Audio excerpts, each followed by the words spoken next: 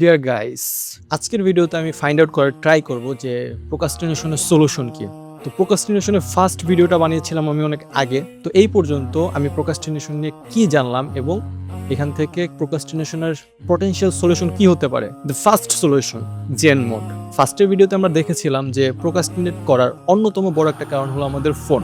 তো যতদিন পর্যন্ত আমাদের ফোনের অ্যাডিকশন আছে তো আমরা প্রোকাস্টিনেট করবই। আপনি যদি কখনো ট্রাই করে থাকেন যে আপনি আর ফোন ইউজ করবেন না, তাহলে একদিন ট্রাই করার পরে আপনি নিজেকে বলেছেন যে না, এটা আমার জন্য না।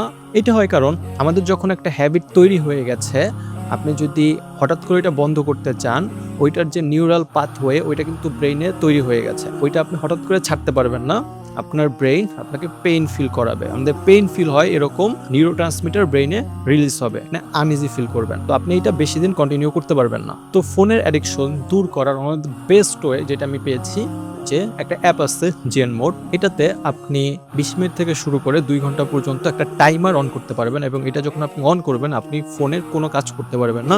শুধু জরুরি যে কাজগুলো, যেমন ফোন আসলে রিসিভ করা, এই টাইম দেখা, এই টাইপের কাজগুলো জাস্ট করতে পারবেন, বাকি কিছু করতে পারবেন না। এবং আপনি যদি আপনার ফোন অফ করেও অন করেন বা রিস্টার্ট করেন, তাও আপনার এই টাইমারটা অফ হবে না। একদম ফোন ইউজ করা বাদ দেওয়া থেকে এটা বেটার এজন্যই কারণ এখানে আপনি ফোনটা একদম কুইট করে দিচ্ছেন না, আপনি খুবই কম টাইম থেকে শুরু করতে পারছেন। আর আমি রেকমেন্ড করবো যে আপনি কম টাইম থেকেই শুরু করেন, 20 মিনিট থেকে, এবং আস্তে আস্তে জিনিসটা বাড়ান। সেকেন্ড সলিউশন হলো এক্সারসাইজ করা বা অ্যাক্টিভিটি করা। আপনার ডেইলি রুটিন যদি এরকম হয় যে আপনার লাইফস্টাইলে কোনো অ্যাক্টিভিটি নেই, তাহলে আপনি অসুস্থ হলে যে ধরনের ফিল করেন যে আপনার কোনো কিছু করতে মন চায় না, একইভাবে আপনি সেম টাইপের ফিল করবেন, আপনি এক্সট্রা কোনো কাজ করতে চাইবেন না। আপনি যখন এটা ট্রাই করে দেখবেন যে যে কোনো টাইপের অ্যাক্টিভিটি, এটা হতে পারে এক্সারসাইজ, কোনো স্পোর্ট, ওয়াকিং বা জিমে যাওয়া, যে কোনো কিছু, যখন আপনি একটা অ্যাক্টিভিটি লাইফে অ্যাড করবেন তখন দেখবেন যে আপনার অন্য কাজের উপর মোটিভেশন লেভেলটা অনেক বেড়ে যায় এবং আপনার মন চাইবে অন্য কিছু করার। এরপরে যে জিনিসটা আপনাকে প্রোক্রাস্টিনেট দূর করতে হেল্প করবে সেটা হলো স্টিকি নোট ব্যবহার করা।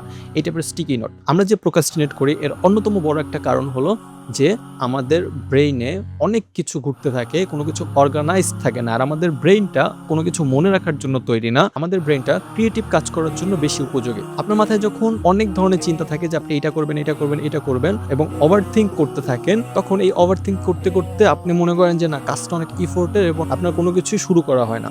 তো আপনি যখন একটা সিম্পল স্টিকি নোট ইউজ করবেন, এটা স্টিকি নোটই হতে হবে এরকম না, আপনি খাতা কলমেও লিখতে পারেন। জাস্ট আপনার টোটাল কি কি কাজ করতে হবে ওটার একটা লিস্ট করবেন, এবং আজকের দিনে আপনি কি কি করবেন ওটা জাস্ট লিখে রাখবেন।